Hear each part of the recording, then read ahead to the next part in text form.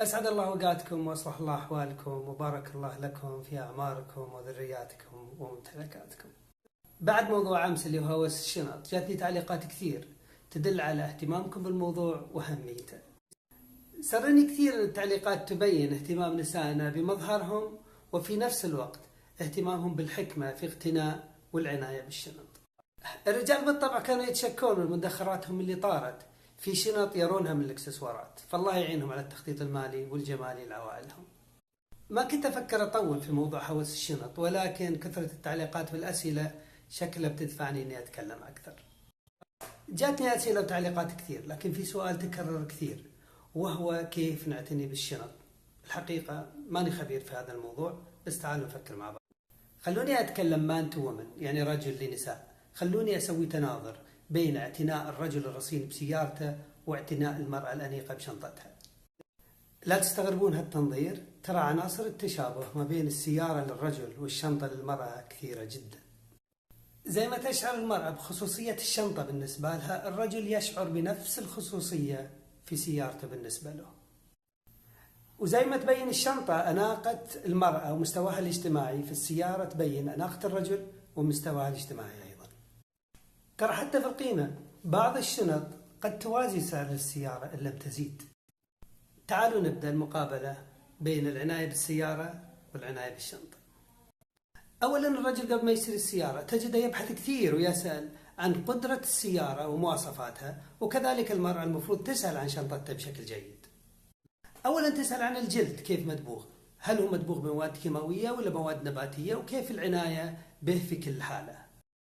تسأل عن المواد المعدنية اللي داخلة في صناعة الشنطة، كيف صنعت ومن أيش صنعت وكيف يتم العناية فيها.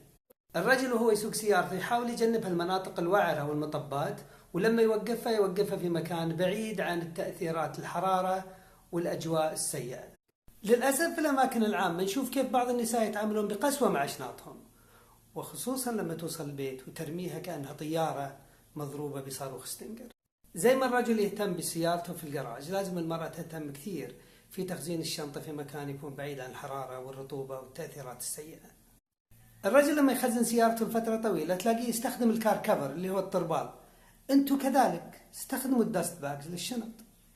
الرجل الرصين تلاقيه يهتم بسيارته وما يحمل فيها أشياء تضرها زي السوائل أو المواد الحارقة أو المواد الحادة والخشنة. بعض النساء للأسف تلاقي شنطتها زي مغارة علاء الدين، كل شيء فيها مقاس، ملقط، عطر، أسيتون وكل ما يضر بالشنطة.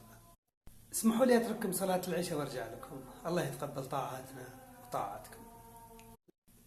رجعنا بعد الصلاة ولله الحمد. خلونا نكمل المقابلة ما بين عناية الرجل بسيارته وعناية المرأة بشنطتها.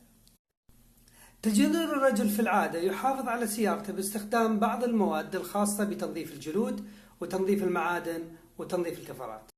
كذلك للشنط في مواد خاصة للمحافظة على الجلود والمحافظة على المعادن. وزي ما الرجل يأخذ سيارته للصيانة الدورية، أتوقع أن الشنطة مع قيمتها المعنوية والمادية تستحق أن تأخذ للصيانة الدورية أيضا. لابد نضع في حسباننا أن الشنط لها قيمة معنوية ومادية وممكن تبقى تتوارث الأجيال، فلنحافظ عليها بشكل جيد. والشنط اللي نبي نتخلص منها حبذا لو تكون في جمعية تأخذهم وترتبهم وتعطيهم لمستحقينهم. طاب يومكم.